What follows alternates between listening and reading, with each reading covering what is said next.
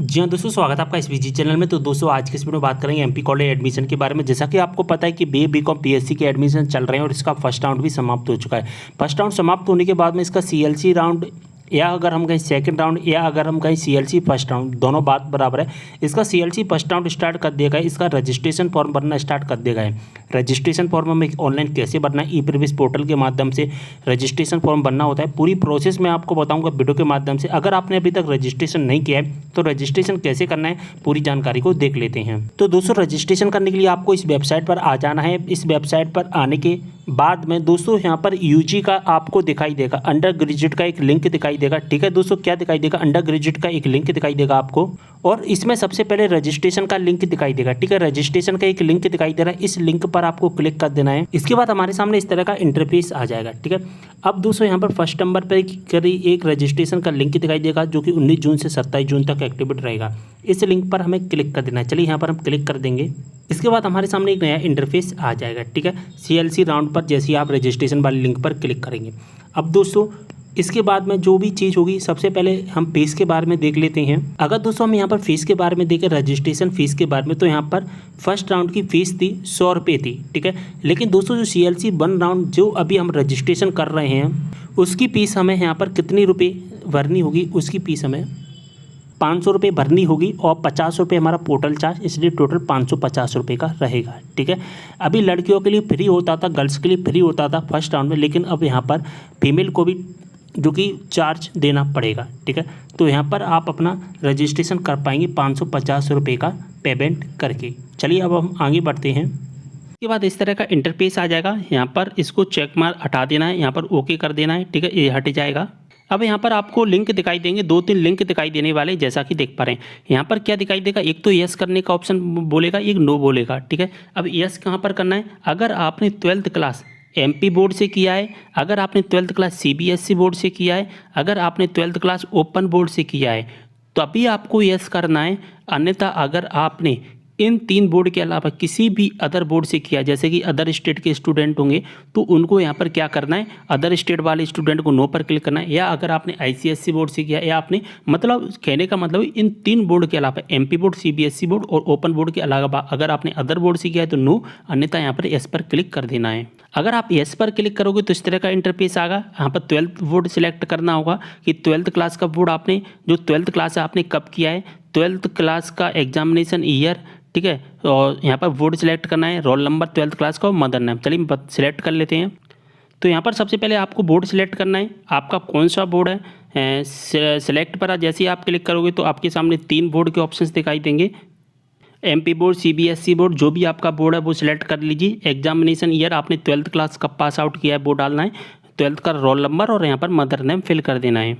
इसके बाद दोस्तों हमें गेट डिटेल्स पर क्लिक करना है। जैसे ही हम गेट डिटेल्स पर क्लिक करेंगे हमारे सामने इस तरह का इंटरफेस आ जाएगा। गेट डिटेल्स पर जैसे ही हमने क्लिक किया, हमारी डिटेल है वो यहाँ पर पूरी डिटेल आ चुकी है। ठीक है, लेकिन दोस्तों अगर आप अदर बोर्ड के स्टूडेंट होंगे तो फिर नो पर आपको क्लिक करना है। जैसे ही आप नो पर क्लिक करेंगे ना, तो इस तरह का जो आपका नाम आया है ना डल के, वो नाम नहीं आएगा। आपसे जो पूछा था ना अभी 12th क्लास का बोर्ड सेलेक्ट करने का, ठीक है, ये सभी चीज़ें पूछी थी ना कि आपने 12th क्लास कब पास किया है, मदर्स नेम, ये सभी चीज़ें नहीं पूछेगा। डायरेक्ट क्या आ जाएगा, फिर आप ये पूरा खाली आएगा और इसको आपको फिल करना होगा। ये पूरा क्या आएगा, ये पूरा का पूरा खाली आएगा।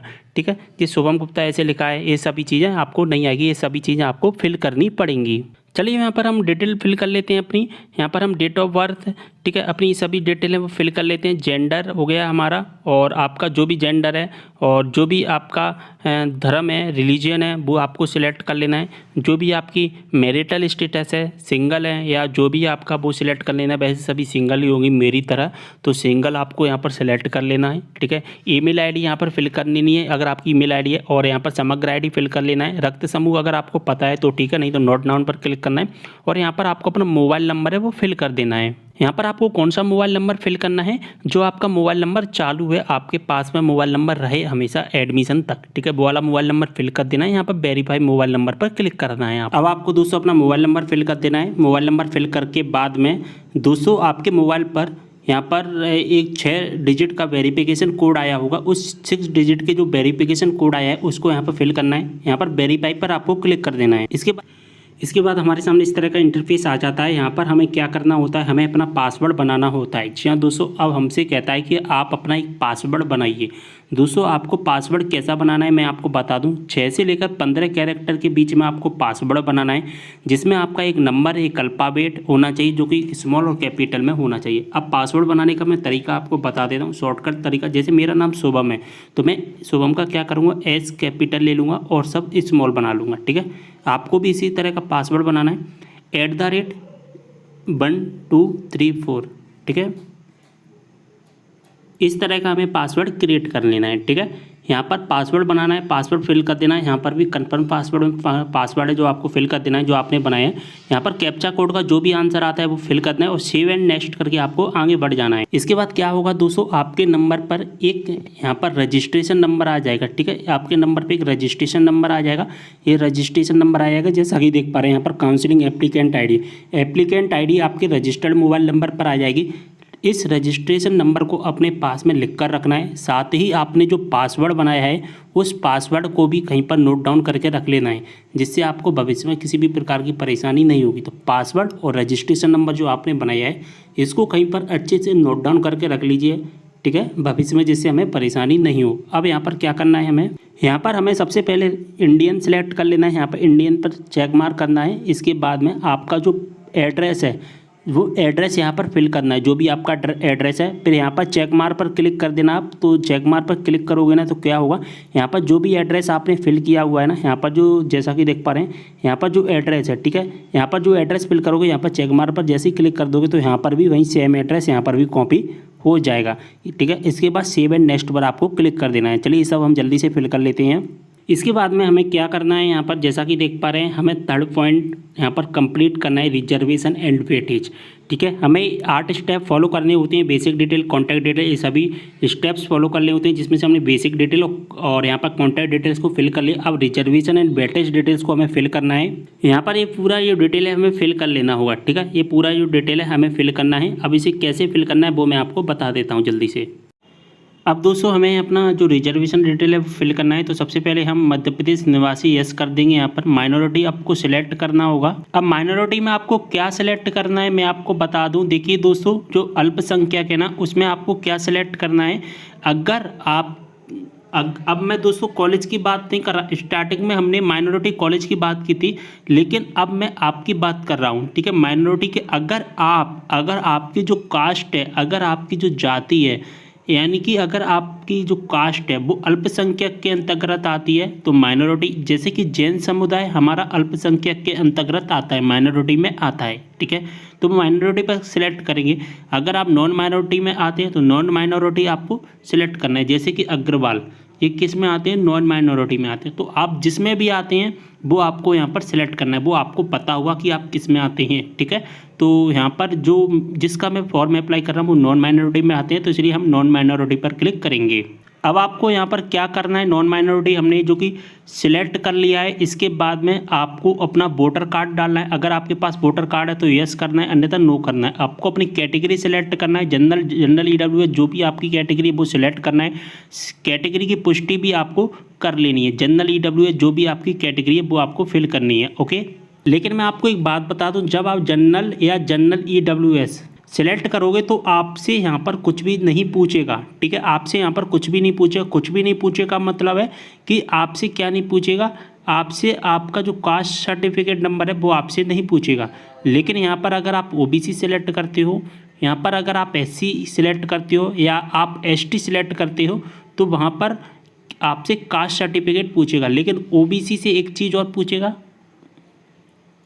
ओबीसी से क्या पूछेगा, ओबीसी से पूछेगा एक चीज़ और, यहाँ पर क्या आपकी परिवार की वार्षिक आय 8 लाख रुपए से अधिक है या नहीं है। ये केवल ओबीसी से पूछेगा, एससी एसटी से नहीं पूछेगा। एससी एसटी से क्या पूछेगा, एससी और एसटी और से केवल और केवल यहाँ पर सर्टिफिकेट नंबर पूछेगा, जैसा कि यहाँ पर आप देख भी पा रहे हैं। ये ओबीसी से भी पूछेगा, लेकिन जनरल और जनरल ईडब्ल्यूएस से कुछ भी नहीं पूछने वाला है। ये कंप्लीट हो गई आपसे इन्फॉर्मेशन। इसके बाद में आपको क्या करना है, यहाँ पर अब आपसे यहाँ पर पूछा जाएगा एमपी टास्क प्रोफाइल आईडी। ठीक है, अब एमपी टास्क प्रोफाइल आईडी ये क्या होता है और ये आपको कहाँ पर मिलेगी। दोस्तों ये MP task profile ID general student को फिल नहीं करनी है पहली बात तो, और जनरल EWS स्टूडेंट को भी फिल नहीं करनी है, ये बात आप क्लियर करें, ठीक है। ये MP टास ID केवल और केवल किसकी होती है, OBC, SC और ST की होती है। अब ये कहाँ पर करनी होती है, तो स्कॉलरशिप पोर्टल, जो आपका स्कॉलरशिप मिलेगी ना, तो स्कॉलरशिप पोर्टल पर जा करके आपको रजिस्ट्रेशन करना होता है, वहाँ पर रजिस्ट्रेशन ID मिलते हैं। लेकिन अभी तो आप कॉलेज में आए हो, तो आपने अभी रजिस्ट्रेशन नहीं किया है। जब रजिस्ट्रेशन नहीं किया है तो रजिस्ट्रेशन ID आपकी नहीं होगी, तो रजिस्ट्रेशन ID नहीं तो इसको छोड़ दीजिए। देखिए यहाँ पर स्टार भी बना और नहीं, स्टार नहीं बना हुआ है। जो स्टार बने होते हैं ना, केवल हमें वहीं पॉइंट होती है ना, वो फिल करनी होती हैं, ठीक है। लेकिन यहाँ पर स्टार नहीं बना हुआ है, तो इसलिए हम इसे छोड़ देंगे। इसके बाद में हमसे एक चीज़ और पूछी जाएगी, एक चीज़ और यहाँ पर पूछी जाएगी, जो अभी है ना 2023 सेशन में इसको ऐड किया गया है। इन दोनों चीज़ों को 2023 सेशन में ही ऐड की गई, ये 2022 सेशन में नहीं थे। यहाँ पर हमें अकादमिक बैंक ऑफ क्रेडिट ID यानी कि academic bank account ID ABC ID जिसे हम शॉर्टकट में कहते हैं, ये हमें फिल करनी है। इसको भी अगर आप फिल करना चाहो तो फिल कर सकते हो, नहीं तो छोड़ दीजिए, ठीक है। यहाँ पर स्टार नहीं बना हुआ है, ठीक है। अब यहाँ पर देखिए बैंक जो ABC स्कॉलरशिप ID तो आपको स्कॉलरशिप पोर्टल से रजिस्ट्रेशन से मिलती है, इसको अभी हमने नहीं किया, इसको छोड़ देंगे। और जो ABC ID है ना, वो ABC ID हमें मिलती है डिजी लॉकर से।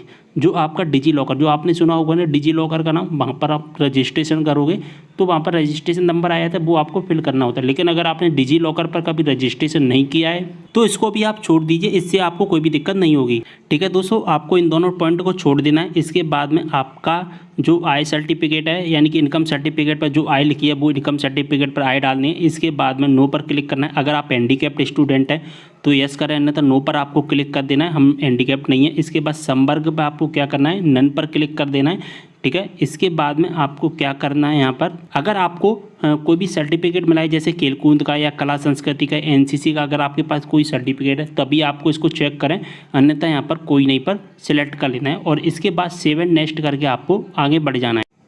दोस्तों जैसे ही मैंने सेव एंड नेक्स्ट पर क्लिक किया तो मेरे सामने एक एरर मैसेज आ गया। क्या एरर मैसेज आ गया दोस्तों, कि बेसिक डिटेल में समग्र ID एंटर अनिवार्य है। यानी कि यहाँ पर हम जब अपनी पर्सनल डिटेल यानी कि बेसिक डिटेल फिल कर रहे थे तो वहाँ पर हमने समग्र ID नहीं डाल पाई है। तो पहले क्या होता था कि 2022 तक जो रजिस्ट्रेशन होते थे, जो एडमिशन होते थे, अगर वहाँ पर आप अपनी समग्र ID नहीं डालते थे तो कुछ भी नहीं होता था। लेकिन अब सब कुछ ऑनलाइन कर दिया गया, तो इस वजह से यहाँ पर एरर मैसेज आ गया कि आपने समग्र ID फिल नहीं की है, और आपको समग्र ID फिल करनी पड़ेगी, तभी आप जो अगले पेज पर पहुँच पाएंगे। तो अब हम क्या करेंगे, यहाँ पर हम अपनी बेसिक डिटेल पर जाएंगे। जैसा कि देख पा रहे हैं, हम यहाँ पर क्लिक करेंगे और हम अपनी जो बेसिक डिटेल है वहाँ पर पहुँच जाएंगे, ठीक है। जैसे हम बेसिक डिटेल पर आएंगे, सबसे नीचे जाएंगे तो यहाँ पर देखिए समग्र ID का ऑप्शन आ रहा है, इसको हमें फिल करना होगा। इस समग्र ID को आपको अपनी समग्र ID फिल करनी होगी। अगर आपको समग्र ID नहीं पता है कैसे समग्र ID फाइंड करनी है, अगर मुझे कमेंट करना, मैं इसके बारे में जल्दी वीडियो अपलोड करके आपको पूरी इन्फॉर्मेशन दे दूँगा, ठीक है। चलिए यहाँ पर हम फिल कर देते हैं। अगर दोस्तों आप अपनी समग्र ID पहले ही फिल कर लोगे तो फिर आपको कोई भी परेशानी नहीं आने वाली है, ठीक है। यहाँ पर अब हम क्या करेंगे, अब हम रिजर्वेशन वेटेज वाले ऑप्शंस को जैसे कंप्लीट करते हैं, इसके बाद हमारे सामने आ जाता है क्वालिफिकेशन का ऑप्शन, ठीक है। अब हमें क्वालिफिकेशन का ऑप्शन क्लिक कंप्लीट करना है, ठीक है। यहाँ पर हमें डिटेल फिल करनी है। कौन सी डिटेल, 12th क्लास की। यहाँ पर हमें अपनी 12th क्लास की डिटेल फिल करनी है, ठीक है। 12th क्लास में जैसे रोल नंबर, आपने 12th क्लास कब पास किया है, आपका रिजल्ट क्या रहा है, आपका ग्रुप वगैरह, ये सभी चीज़ें आपको 12th क्लास की फिल करनी। चलिए फिल करते हैं हम जल्दी से। सबसे पहले तो यहाँ पर आपको अपना रोल नंबर डालना होगा, ठीक है, आपका जो भी रोल नंबर है।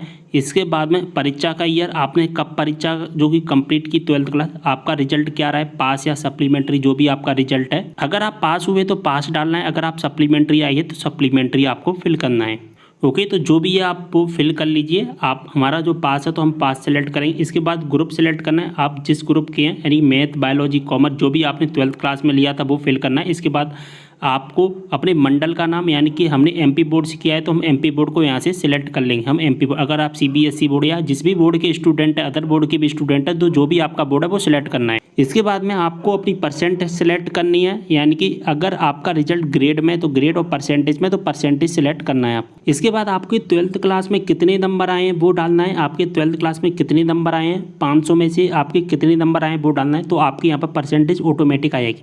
और यहाँ पर जो भी परसेंटेज जिस तरीके में दिखाई दे रहा है, यहाँ पर भी हमें फिल करनी है, यानी कि 90 के बाद में हमें 40 पॉइंट दशमलव के बाद हमें 4 अंक तक लिखना है, ठीक है। इसके बाद अगर आपके पास एडिशनल सब्जेक्ट है तो एडिशनल, अगर आपने एडिशनल में कुछ कुछ भी लिया है, जैसे मैथ के साथ बायोलॉजी लिया है तो वो सिलेक्ट करना है। अगर आपके पास एडिशनल सब्जेक्ट है ना तभी आप सिलेक्ट करें, अगर पास एडिशनल नहीं है तो इसको खाली छोड़ देना है, ठीक है। इसके बाद में आपका एडिशनल क्या है वो डाल देना है और आपके एडिशनल सब्जेक्ट में कितने नंबर आए हैं, कितने में से नंबर आए हैं और आपके यहाँ पर परसेंटेज दिख जाएगी ऑटोमेटिकली और सेव एंड नेक्स्ट पर आपको क्लिक कर देना है, ठीक है। अगर आपके पास एडिशनल नहीं है तो यहाँ पर नो करना और डायरेक्ट सेव एंड नेक्स्ट पर क्लिक कर देना है आपको। अब दोस्तों हमने क्वालिफिकेशन का स्टेप कंप्लीट कर लिया, अब हमें फ़ोटो एंड सिग्नेचर का स्टेप कंप्लीट करना है। यहाँ पर हमें अपना फ़ोटो और सिग्नेचर अपलोड करना होगा, ठीक है। फ़ोटो का साइज़ कितना रहना चाहिए, मिनिमम हमारा फ़ोटो का साइज़ 100 KB रहना चाहिए। 100 KB से ज़्यादा हमारा फ़ोटो और साइन का जो सिग्नेचर है उसका साइज़ नहीं रहना चाहिए, ठीक है। फ़ोटो और सिग्नेचर कैसे किस तरह से अपलोड करने हैं, क्या साइज़ रहने वाला है, इसके बारे में एक सेपरेट वीडियो मैंने अगली साल यानी कि 2022 में मैंने बनाया था। उस वीडियो को आप यूट्यूब पर सर्च करोगे तो मिल जाएगा, मैं डिस्क्रिप्शन बॉक्स में प्रोवाइड करा दूंगा। या फिर मैं एक काम करूंगा 2023 के लिए एक नया वीडियो अपलोड कर दूंगा कि हमें जो फ़ोटो है और सिग्नेचर किस तरह से अपलोड करना है और उसका साइज़ कैसे बनाना है, क्या क्राइटेरिया रहने वाला है। तो उससे क्या होगा, आपके फ़ोटो और सिग्नेचर एक बार में ही अपलोड हो जाएंगे, अन्यथा फिर आपको वैसे परेशानियाँ होती हैं, ठीक है। और वैसे यहाँ पर आप साइज़ भी देख सकते हैं कि साइज़ कितने रहने वाला है, यहाँ पर साइज़ भी बताया गया है कि कितना आपको साइज़ रखना। अगर आपको परेशानी आ रही है फोटो सिग्नेचर अपलोड करने में तो कमेंट करें, अगर आपसे डायरेक्ट अपलोड हो रहा है तो डायरेक्ट अपलोड कर देना है। चलिए यहाँ पर हम फोटो सिग्नेचर को अपलोड करने के लिए क्या करेंगे, यहाँ पर चॉइस फाइल पर क्लिक करेंगे, हमारा फ़ोटो जहाँ पर भी है वहाँ से सिलेक्ट करेंगे और यहाँ पर फिर अपलोड पर क्लिक कर देंगे, ठीक है। तो दोस्तों अब हम यहाँ पर अपना फ़ोटो है जो कि सिलेक्ट कर लेंगे। फ़ोटो सिलेक्ट होने के बाद में यहाँ पर इस तरह से हमारे सामने फ़ोटो आ जाएगा। इसी तरह से हम क्या करेंगे, अपना सिग्नेचर भी यहाँ पर अपलोड करेंगे, सिलेक्ट करेंगे, जहाँ पर भी हमारा सिग्नेचर रखा हुआ है अपलोड कर देंगे। दोस्तों अगर आपको अपलोड करने में कोई भी परेशानी आ रही तो आप मुझे कमेंट करके बताना। इसके बाद में हम क्या करेंगे, यहाँ पर चेक मार्क कर देना है आपको, जैसा कि देख पा रहे हैं। चेक मार्क करने के बाद में क्या होगा, आपको सेव एंड नेक्स्ट पर क्लिक कर देना है। अगर दोस्तों आपसे एक बार में ये अपलोड नहीं हो रहा है या कोई इस तरह का एरर मैसेज आ जाता है, जैसा कि यहाँ पर आप देख पा रहे हैं, यानी हमने तो अपना फोटो सिग्नेचर का साइज सही तरीके से बनाया था और फिर भी इस तरह का अपलोड मैसेज आ रहा है यानी कि एरर आ रहा है, तो फिर आपको कुछ नहीं करना है, ओके पर क्लिक करना, सेव एंड नेक्स्ट पर क्लिक करना, जो कि अपलोड हो जाएगा, ठीक है, अगर आपका साइज सही होगा तो। और दोस्तों अगर आपसे फोटो और सिग्नेचर का साइज नहीं बन रहा है, कैसे क्या बनाना है, तो जैसा कि मैं अभी आपको थोड़ी देर पहले बता चुका हूँ कि हमने वीडियो अपलोड कर दिया पहले। अगर आपसे बन रहा है साइज तो अच्छी बात है, अगर नहीं बन पा रहा है तो आप मुझे कमेंट करना, मैं जल्दी एक और अगली वीडियो अपलोड कर दूंगा फोटो सिग्नेचर साइज की कैसे हमें बनाना है, ठीक है।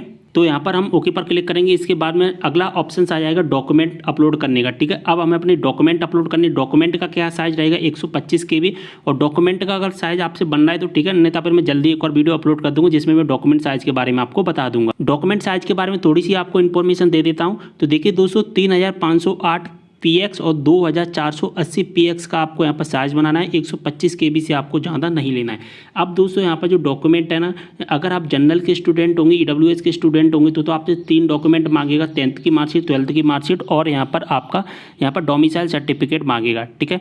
अगर आप OBC के स्टूडेंट होंगे, SC के स्टूडेंट होंगे, ST के स्टूडेंट होंगे तो आपसे 1-2 डॉक्यूमेंट और ज़्यादा मांगा जाएगा। तो फिर आपसे जो एक और डॉक्यूमेंट मांगा जाएगा वो OBC सर्टिफिकेट का मांगा जाएगा। अगर आप SC के होंगे तो वो आपसे सर्टिफिकेट का मांग सकता है, एक इनकम सर्टिफिकेट का भी आपसे मांगे। ये जनरल से आपका इनकम सर्टिफिकेट नहीं मांगा जाता है। और यहाँ पर जो SC ST और OBC के जो स्टूडेंट होंगे ना, उनसे यहाँ पर इनकम सर्टिफिकेट मांगा जाएगा और यहाँ पर आपका कास्ट सर्टिफिकेट भी मांगा जाएगा। डोमिसाइल सर्टिफिकेट 10th और 12th ये तो सभी में मांगा जाएगा, जनरल में भी मांगा जाएगा, ओके। तो अब आपको डॉक्यूमेंट की साइज बना लेना है, ठीक है। इसके बाद में आपको यहाँ पर चॉइस पर चूज फाइल पर क्लिक करोगे तो आपको अपलोड हो जाएंगे। अपलोड पर आपको क्लिक करना है, आपके सामने इस तरह का इंटरफेस आ जाएगा। इसके बाद में इसी 12th का करना है और यहाँ पर आपको अपना डोमिसाइल सर्टिफिकेट का भी आपको कर लेना है इसी प्रकार से, ओके। यहाँ पर आपको 12th का भी सिलेक्ट कर लेना है और जैसे ही 12th का सिलेक्ट करोगे तो अपलोड पर क्लिक करना है आपको। अपलोड पर जैसे ही क्लिक करोगे आपके सामने ऐसा इंटरफेस आ जाएगा, ठीक है। यहाँ पर अब हम डोमिसाइल सर्टिफिकेट को भी सिलेक्ट कर लेते हैं, इसको भी हम अपलोड करेंगे, ठीक है। अगर आप इन डॉक्यूमेंट को देखना चाहते हैं तो व्यू पर क्लिक करके आप इन डॉक्यूमेंट को देख भी सकते हैं। जो भी आपके डॉक्यूमेंट है उनको आप यहाँ से देख भी सकते हैं। अब यहाँ से चेक मार्क कर देना है आपको तीनों को, ठीक है। चेक मार्क करने के बाद में आपसे क्या होगा, सेव एंड नेक्स्ट पर आपको क्लिक कर देना है। ठीक है, जैसे ही आप सेव एंड नेक्स्ट पर क्लिक करोगे आपके सामने अगला पेज ओपन होकर आ जाएगा। अभी देखिए यहाँ पर जो एरर मैसेज होते हैं, ये एरर मैसेज होते हैं, इन पर ओके करके फिर अपलोड हो जाते हैं। इसके बाद में हम अगले पेज पर पहुँच जाएंगे जिसका नाम है प्रिंट प्रीव्यू, जिसमें हमने जो भी चीज़ें अपलोड की हैं अभी तक वो सभी चीज़ें हमें दिखाई दे। यहाँ पर नॉट वेरीफाइड आपको दिखाई देगा। अगर आपके में नॉट वेरीफाइड लिख कर आ रहा है तो आपको क्या करना है, आपको अपने कॉलेज में जाना है। आपके पास में जो भी गवर्नमेंट कॉलेज होंगे उसमें आपको जाना है गवर्नमेंट कॉलेज में, वहाँ से अपने डॉक्यूमेंट वेरीफाइड करवा लेना। अगर यहाँ पर ऑटोमेटिकली वेरीफाइड लिख कर आ रहा है तो फिर आपको कोई भी दिक्कत नहीं है, लेकिन अगर इस तरह से नॉट वेरीफाइड आ रहा है तो फिर आपको गवर्नमेंट कॉलेज में जाकर के वेरीफाई करवाना पड़ेगा। यहाँ पर आपने जो भी डाटा फिल किया वो सभी डाटा आपको दिखाई दे जाएगा। ठीक है, आपके फोटो सिग्नेचर। अब आपको क्या करना है, proceed and log registration bye citizen पर आपको क्लिक करना है। ठीक है, यहाँ पर proceed and log registration 8 number पर आपको क्लिक कर देना है। यहाँ पर हम जैसे ही क्लिक करेंगे हमारा क्या होगा, हमसे पेमेंट मांगा जाएगा कि हमें कितना पेमेंट करना है। देखिए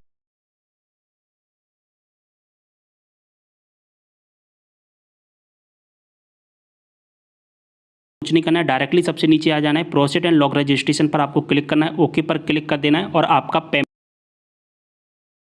जैसा कि देख पा रहे हैं यहाँ पर लिखकर आ गया है भुगतान है, यानी कि आपका पेमेंट हो गया है।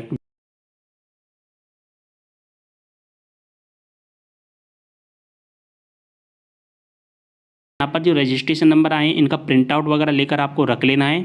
अब कुछ नहीं करना, डायरेक्टली सबसे नीचे आते जाना है। आपको डायरेक्टली सबसे नीचे आने के ऊपर एक प्रिंट का ऑप्शन दिखाई देगा, इस प्रिंट वाले आइकन पर क्लिक करके इसका प्रिंट आउट आपको निकाल लेना है। इसके बाद में अब आपको क्या करना है, आपको अब चॉइस फिलिंग करनी है। चॉइस फिलिंग कैसे करनी है, जल्दी इसके बारे में वीडियो अपलोड कर दूंगा कि हमें चॉइस फिलिंग कैसे करनी है। ठीक है, तो उम्मीद कर रहा हूँ सारी इन्फॉर्मेशन समझ में आ गई। वीडियो को शेयर कर देना। मिलता है अगली वीडियो में एक और जानकारी के साथ, तब तक के लिए बाय।